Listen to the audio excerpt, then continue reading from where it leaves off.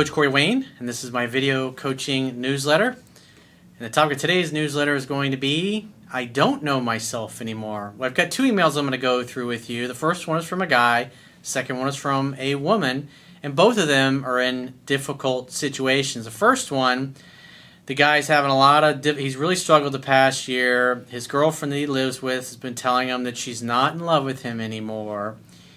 And on top of that, just last week, apparently, she was nice enough to go out with some of her girlfriends. She got a little drunk, started making out with some dude and groping him. And she says, oh, it's never going to happen again. And this guy says, hey, I would marry her. But he's like really distraught over it. He says he has suicidal thoughts sometimes, which obviously is not good. And then the second email is from a woman who's been in a, I would say, a mutually abusive, physically abusive relationship at times with a guy for about 6 years. And it just wasn't healthy. And what you really see in both these situations is they're just not with people who are compatible, who share the same goals and values.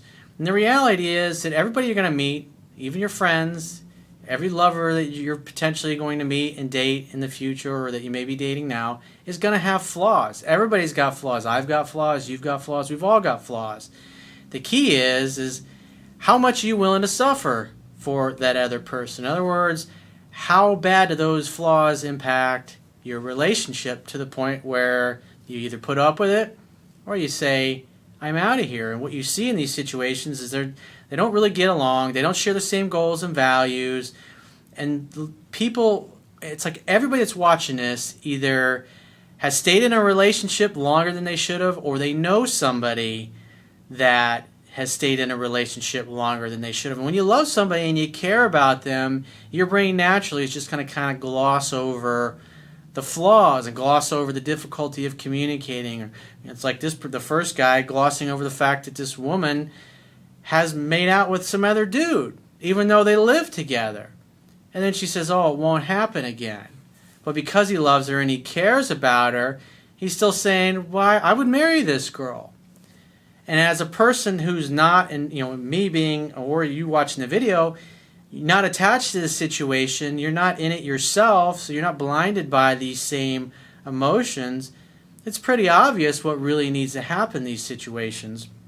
But what's helpful about going through these is because when we're all guilty of it. We're all just glossing over things, making excuses. Oh, maybe it'll get better. Maybe they'll change. Maybe I can change them.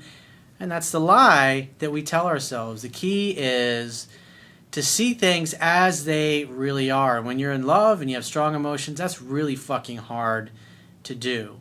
You don't want to see things as worse than they are or better, but see them as they are. And the more you care about somebody, the more infatuated you are with them, the harder it's going to be to do that. And it's only when you get burned enough, when you date enough of those people and you ignore those glaring red flags, that even when you start dating somebody new because you've been burned at the past, the idea is those situations are meant to help us develop our sensory acuity so we can see the person as they are. Because if you just blindly are run by your emotions and you get into one relationship after another and you just ignore all the red flags, at some point you're going to hit the fucking wall, and the wall is going to be the reality of what that person is really like. If you find yourself married, you find yourself having kids, and then you see all these really bad flaws and traits that you saw back when they were dating, but you just hoped or assumed that they would get better, you'll be kicking yourself, especially like in a divorce situation. It's not, I went through one divorce myself, and it's not pleasant. I wouldn't wish a divorce on my worst enemy, because it's like as soon as you get attorneys involved, even if the two of you are going to part ways on good terms, as soon as attorneys get involved and start chirping in the other person's ear, it's in their interest to keep the conflict going. And the longer the conflict goes, the more they can bill you by the hour. That's just their business model. That's just what they do. They thrive on conflict. That's how they make their money. So I've got a quote that I wrote on this topic, and I'm going to go through both their emails. And the quote says, strong emotions and feelings of love often blind us and prevent our seeing people and situations for what they really are. When you love someone, you care for him or her despite any glaring flaws. Nobody is perfect after all, and everyone has flaws. Physical attraction does not automatically make someone a good match or a compatible lover. Since most people in society tend to settle for people who are less than their ideal, they often stick around longer than they should. I'm guilty of that as well. Hoping that things will change or that they can change the other person. When you think about your best friends and how easy it is to get along with them in an effortless way, common sense should make it obvious that unless a lover is easy to get along and communicate with, they simply are not a good match, and you should move on and continue your search. Fear of the future, fear that you won't find anyone better, fear of being alone, etc., are lies and illusions made up by our monkey brains that must be ignored in order to break free and reach our full potential. The key is, remember, when you start dating somebody, they can hide who they are for about the first 90 days. So you want to proceed with caution. And people that don't, you're going to get burned. And that's just the way it is. But, it's like pain is really a great way, and it's life's way of helping us make changes that we need to make, to realize that the way we're going about things is not the best way. Remember, people will do more to avoid pain than they'll do to gain pleasure. So let's go through the first guy's email. He says, "Hello, Coach Corey. Please help me. I'm 35, and I've been with my girl for 6 years. She's 26. For the last year, things have been really hard, and she has been saying she loves me, but not in love with me, which is breaking me up." So you're choosing to feel bad about the fact that your girlfriend is saying that she's not in love with you. A big way to help yourself is to start reading my book, to read it 10 to 15 times. Not because you want to get her back so much or make your relationship better, but because you want to be better. Because the only thing you really have control over in life is what you do. You don't have any control over how your girlfriend shows up. You could read my book and become the best boyfriend she's ever had, and if she's a fucking scoundrel, she'll still fuck you over. She'll still cheat on you. And that's the way it is. The idea is that when you take care of what you have control over, which is yourself and how you show up, then everything else takes care of itself. Then last week, she went out with workmates and ended up kissing and groping another man. Well, that disqualifies her right there, because only a woman is going to do something like that when she doesn't respect you, she doesn't care about you, and loyalty doesn't mean shit.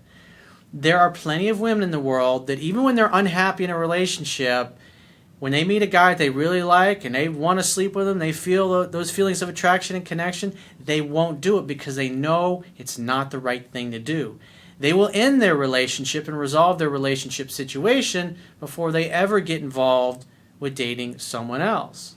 They're rare, but they're out there. And if you're somebody who's looking to live with somebody, have an exclusive monogamous relationship, or get married, you can't be making marriages or relationship decisions with somebody who would go out and do something like this. It's delusional to think that you're going to change them or they're going to be better. This particular woman is a fuck buddy and a friends with benefits. That's about it. People like this tend to be selfish. They don't give a shit about others. They tend to be a little bit narcissistic. There's been plenty of psychological studies that have been done on it, and that's just the way they are. More than likely, she learned this from her parents. And so she's been emotionally conditioned to think that this is normal. And the thing with cheaters or people who lie, they presuppose that everybody is like that. And that's a big reason why they do it. And you're not going to change them. You're not going to come along and save them from themselves or their fucked up worldview. That's just the way they are. She said she doesn't want to be with him, but enjoys his company. In other words, she's going to keep doing it. It just happened with drinks, and it won't happen again. It won't happen again unless she gets really drunk again. It's like, that is such a bullshit statement. If it happens once, it'll happen a second time. Women like this, when they're really happy and their needs are being met, they stay faithful. But if things aren't going well, it doesn't matter. Loyalty goes out the fucking window. It doesn't matter if you're married. That's just the way people like this are. That's the reality, the painful fucking reality that you have to accept. I feel totally devastated as I would marry her tomorrow, but I understand she hasn't been happy for a while and the spark has gone. I would never even consider marrying a woman like this, dude. And I've learned that from personal experience. I've wrote about this in my book. I've dated women that behave this way. I've dated women that were still dating other guys when I met, and they were lying to me about it. And they were lying to the other guy. And when I later found out, because I was goo gaga and totally infatuated at that point, I thought, I'm so much better than that other dude. I'm going to be fucking different. I'm going to change her. She would never do that to me. But after a couple of years of dating, things go sideways for a little bit. Literally within a few days of us not getting along, she's hanging out having drinks with a friend, getting advice about our relationship instead of talking to me about our problems that we were having. And the number one most important thing to men in a relationship is loyalty. And you are with a woman who places no fucking value on loyalty. That's the cold, hard truth. It's not your fault that she's that way. She was like this before you met her. We live together in a small studio apartment. We have no room for space and don't have any family or friends near. I do everything for her and feel like she takes me for granted and shows me no love. Well, it sounds like you're a pleaser. It sounds like you're needy. And you're making all the effort to somebody who's continually disrespecting you. You're acting like a doormat. And remember, no one will ever do or say anything to you that you don't invite them to do. And the fact that you put up with this shit and you make excuses for her behavior, hoping it's going to change, and then it doesn't, there's no consequences for her. And besides, this is the nature of the creature that you're dealing with. I need to know how to attract her to me again, as I am at rock bottom and I don't want to lose her. Well, dude, she's already got one foot out the door. But again, you're talking about marriage. This is not somebody who will ever be faithful. If you're going to be married, you want somebody who can be a true teammate. When your backs are up against the wall, you're in it together. And this woman has the attitude of everybody for themselves. All's fair in love and war. She's fucking ruthless. And that's the way she is. And thinking that she's going to be different or she's going to change, that's just being delusional and not accepting reality for what it is. I've been having thoughts of killing myself, and that scares me shitless, and I know I am doing everything wrong to get things on track. Well, it'd probably be a pretty good idea for you to get yourself a therapist or a psychologist, somebody you can go talk to about those things. As men, when men fear the future, when we feel like we're not enough, we're not going to be able to accomplish our goals or our objectives, we feel worthless. Those thoughts creep into every guy's mind at some point in their lives when it seems like the future is hopeless. You think, well, I'll just end it all. Because if I, as a man, masculine energy, if I can't accomplish my goals, overcome my challenges and break through the barriers, then I'm nothing. I'm not a man. I'm worthless. And as guys, these are thoughts that go through our heads at times when our backs are up against the wall and there's all kinds of difficult things going on in our lives. But don't take ownership and blame yourself because this girlfriend of yours is fucking ruthless and unloyal. It's just the way she is. Now you know the nature of the creature that you're dealing with. And if your goals and your values are you want to marry somebody who places a high value on loyalty, commitment, communication, she ain't it. It's just the way it is, dude. You need to read my book 10 to 15 times ASAP. It will really help you. And like I said, if you're feeling that bad, go talk to a professional who's licensed in your country and your city to help you with those things. There are resources out there that can help you with that. I'm just a coach. I'm not a therapist. I'm not a psychologist. I'm not a counselor. My goal as a coach is to help you with your goals, your objectives, and negotiate for yourself on your behalf. Because all of life is a negotiation. You don't get what you deserve in life. You only get what you negotiate. If you can find the time to help me as I don't know what to do, I would appreciate it more than you know. Well, if I were you and your goal was your outcome, you got to think about what do I want for my personal life? And obviously it sounds like you want to find a true teammate who's really on your team, who'll be with you through thick and thin. Loyalty is really important to you. She can't offer you. She's incapable of offering you what you want. And if you focus on your outcome, well, it's pretty simple. It's just impossible for this woman to ever be anything close to what you're looking for. I'd cut her loose. Hey, it's been great. Thanks for the memories. Move out of your place, or she moves out. You get a roommate, rent out the other room, or figure it out. Or you get out of your lease and go rent a room from somebody else that's cheaper. And focus on yourself. Focus on your goals. Focus on your mission in life. Focus on the things that you want to create. Take care of you, because that's the only thing you have control over, is how you take care of you in your life. You got to become what you want to attract.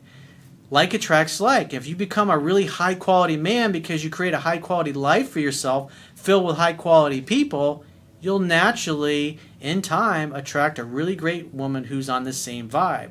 But if you don't work on yourself, you're just going to continually attract one woman after another like this. And that's the cold, hard reality. You deserve better, dude. I mean, come on. Those negative thoughts you're having, she ain't fucking worth it. It's just the way it is. So let's go through the second email. This is from a woman. She says, Dear Coach Corey, I have done something that I feel extremely ashamed about. I have spoken to my friends and most of them think I acted crazily. I tend to agree with them because I am struggling to get over what I have done. Well, you don't have a fucking time machine, and no matter how bad things are in the past, because most people are worried about the past or what they did in the past, or they're worried about the future, and nobody lives in the present moment. I highly encourage you to read Eckhart Tolle's book, The Power of Now. Great fucking book. Because the only moment that exists is right now. You can't do anything about what you did in the past. The only thing you do is accept it. Because when we don't accept reality for what it is, we're going to suffer. That's right out of Buddhism. The idea is to live in the present moment, to be grateful for where you are right now. Because the only thing you have control over is what you do right now. You have no control over what you did in the past. Like, so what? Accept it. Laugh at yourself. Don't take yourself so fucking goddamn seriously, as Dr. Wayne Dyer used to say. It's just not worth it. Because everyone you love and everything you build in life, eventually it's going to fucking turn to dust. The only thing you can really do with your life is give it away. Find a way to be of service to other people, doing something you really love and value and enjoy for a living. It's a long story, and I feel the need to tell the whole story so that you can understand why I did what I did. I was in a relationship with someone who broke up with me a few times and ended up asking for me back every time. I always thought the breakup was my fault because he usually broke up with me when I was having a bad time, thus not the most pleasant person. Well, if you were with a guy who really understood women and he knew how to support you, to be the rock, to be the mountain in your relationship, he wouldn't dump you. The bottom line, he was a weak bitch. He didn't know how to deal with it. His way of dealing with it was just to leave the relationship because he couldn't handle it. He wasn't enough of a man for you. That's fucking reality. And it's just pointless to blame yourself for it. It's not your fault that he doesn't know how to be a man. I decided to become the best that I could be. That's what you should focus on. Good job. I learned to trust him, and I just let things be while trying to show my love, support, and appreciation. We were together in total almost 6 years and stayed together the last almost 2 years. The first year and a half living together was great, but then he started to drift away. I thought that was because his job was so intense that I should just continue to support him and show my love. Sounds like you were doing the right thing. He was very unhappy with the job. Remember, if a man's not happy with his purpose and his mission in life, he's not going to feel like he has enough. If he's not in a peaceful, relaxed, balanced state, he's not capable of having a good, healthy relationship. You go through a difficult time, he doesn't know how to fucking deal with it, he leaves. He's not a man. He's not ready for you. He's not ready for a woman like you. And he may never be. And that's not your fault. So I asked him to get another job, and he got a great job very soon after applying. I was so happy for him. You sound like a good woman. That's what a good woman does. You support your man and his purpose and mission in life. And for those of you watching this that may be dating a woman and she doesn't have anything positive to say about what you're doing in life, fucking get rid of her. You need somebody who's your biggest cheerleader in your corner. And if you're with a woman who's not, or if you're a woman that's with a guy who's not, fucking kick him to the curb, because it ain't going to get better. He became very rude and got angry very easily. No one will ever do or say anything to you that is not a direct reflection of how they feel about themselves in the moment. He was projecting his self-hatred, his self-loathing onto you in order, because you were happy. You were supporting him, you were being loving, And what'd you get in return? You got rudeness and you got his anger. What's behind anger? Fear. Remember that. He became diminished by the situation because he just wasn't man enough. It's not your fault that he's that way. We started fighting almost every day. Well, men who understand women never argue with them. And so that wouldn't have happened. So right there, that he's disqualified. You can't have a healthy relationship with a guy like that. And he threatened to break up with me sometimes during the heat of the moment. Again, he doesn't know how to handle it. His solution is just to leave. You can't have a healthy relationship with somebody like that. And there's been psychological studies that have backed that up. Relationships never work when one of the people in the relationship, their solution is to threaten to end it, to threaten to break up, to threaten to leave, or they actually leave. One day we fought about something really dumb. We were about to leave our place to visit friends, and I said I didn't want to go anymore as I was feeling really upset at the time. He said I must come, so I went with him, and when I pushed the security gate towards him so that we could lock up before leaving, it went a bit far because I wasn't looking. He flung the gate back at me, and it gave me a blue eye. In other words, so he dotted your eye. He gave you a black eye. That's it. Game over. Fucking check, please. You're out of there. Anytime, if you're a woman, you're with a man, and he puts his fucking hands on you the first time, that's it. You're fucking out of there. You don't fucking forgive men that put their hands on you. Because if they do it once, they'll do it again. And if you take them back, you're just inviting them to do it again. When they lose their shit, when they become diminished, or when they can't handle something, they lash out with physical violence. He's toxic. He's disqualified. He's DQ. Flush the fucking toilet. Send him to the fucking tidy bowl man.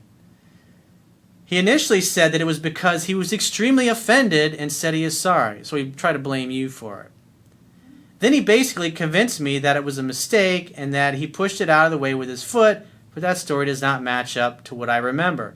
So you know he was lying. He didn't want to take ownership for it. A real man admits when they fuck up. This guy didn't admit it. Therefore, he ain't a real man in my book.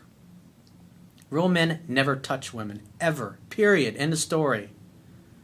Things got worse. He started treating me worse, and he was often thinking about breaking up.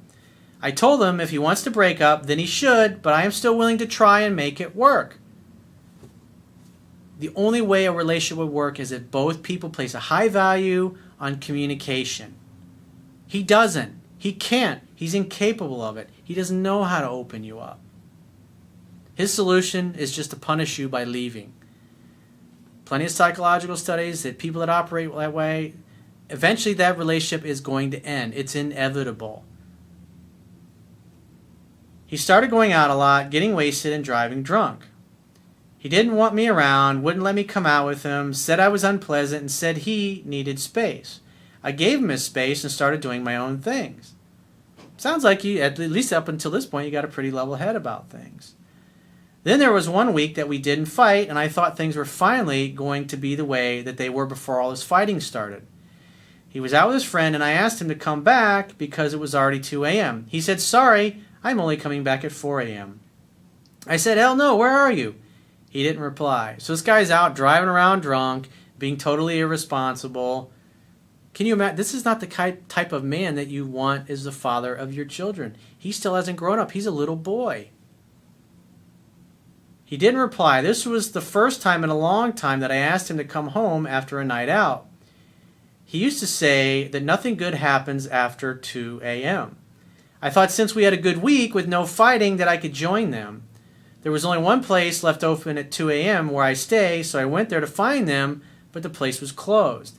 I had a bad feeling, so I tried phoning him, but he wouldn't pick up, even though I could see that he knew I was calling because he was online in the instant messaging app. I became very angry, and I knew he was going to come home and lie to me about where he was. I got my pepper spray ready. Then thought that I shouldn't use it, but I waited for him at the door, and when he came in, I asked him where he was, and he said he was at the place that I looked for him. He made up more lies when I said he was lying, and I ended up pepper spraying him. Yeah, this really sounds like a healthy relationship. What is the value that you're getting out of being with this guy? Because I don't see it. I have never been aggressive towards him before. 1 week after this, I was with my friend, and the topic of her husband's bachelor party came up, and she said they went to the strip club. She gave some details about what my ex did, and I was so shocked. I knew that they were planning to go to the strip club, but when I asked about my ex about it, he said that they did end up going because the bachelor was not interested. Well, it sounds like the guy who was getting married was a pretty good dude. This information gave me a clue to where he was when he lied about where he was. Well, I mean, again, at this point, as soon as you said the guy put his hands on you or smacked you with the gate and gave you a black eye, he's fired. He's out of there. Up to this point, I was constantly blaming myself for what had happened. I wanted to know the truth so I can get on with my life. Well, trying to get the truth out of a liar, good luck with that. For me, I don't like my significant other going to strip clubs, but lying about it or anything related is a total deal breaker. Well, good for you. So for me, it was really important to have this information so that if he asked for me back in 3 to 6 months' time, I can easily say, no thanks. I knew by this time that he was a liar and it would be difficult to make him confess, so I thought of a way to make him confess. When he came home, I still with a knife in my hand, come on, honey, I mean, seriously, and asked him when he started going to strip clubs, when were the times he went. He confessed to what I already knew and thought, which was enough for me to not want to be with him anymore, because how can I trust him after all the lies? Well, you obviously can't. And now all the mean things he said and did is hovering over this whole thing, making my decision breaking up more clear. It sounds like you might need a little therapy and counseling yourself, and you might want to consider that.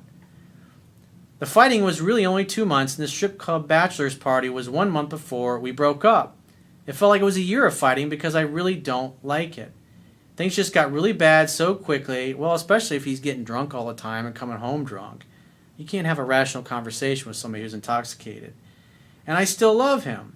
I think that there are many more lies, well, I'm sure there probably are, but it's not worth it anymore. Now my guilt about what I did, the pepper spray and the knife, is haunting me. Like I said, it'd probably be a good idea for you to go talk to a good therapist. But at the end of the day, you can't change what you did in the past. What's done is done. I cannot believe that I did that. Only thing you can do is accept it at this point and say, you know what?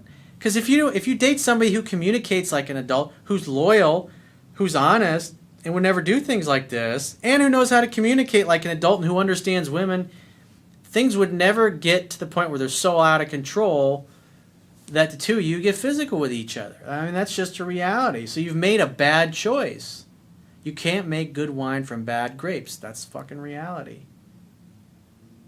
At the time, I justified to myself. I knew I wouldn't hurt him with a knife. I'm also ashamed and scared to get into another relationship because it feels like I don't know myself anymore.